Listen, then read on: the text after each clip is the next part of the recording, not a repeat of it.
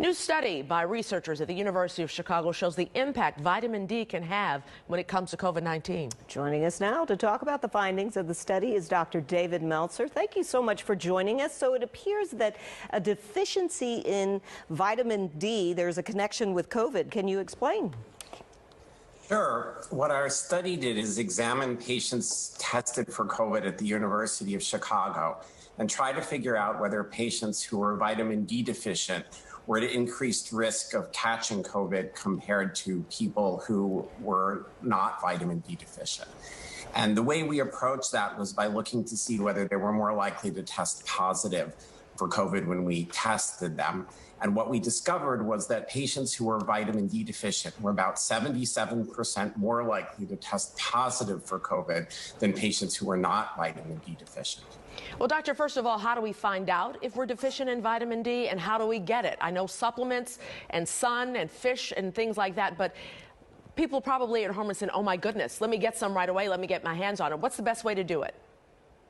Okay, so first of all, you can be tested. You can go to your doctor and get tested. It's also possible to get home tests. However, for many of us, simply taking a supplement is a reasonable thing to do.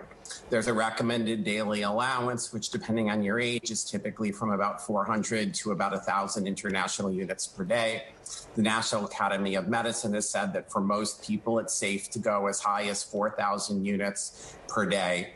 And so for most of us, we can take a supplement or expose ourselves on a daily basis to some sun as long as the weather permits, and that will help raise our levels even without being tested. Well, I want to backtrack just a little bit. Now, this is the initial findings. There is more testing to be done. Tell us a little bit about what's the next step. What are clinical trials entailing? Yeah, so what we found was an association. People with higher levels of vitamin D deficient being more likely to test positive for COVID. But that doesn't prove that taking more vitamin D will decrease the rates of COVID. And the only way to test that for sure is clinical trials. So we're in the process now of beginning some studies where people will have the opportunity to take different doses of vitamin D and see whether their risk of contracting COVID is affected. Well, a lot of folks may be running out right now to go get some. Is there such thing as too much vitamin D? Absolutely.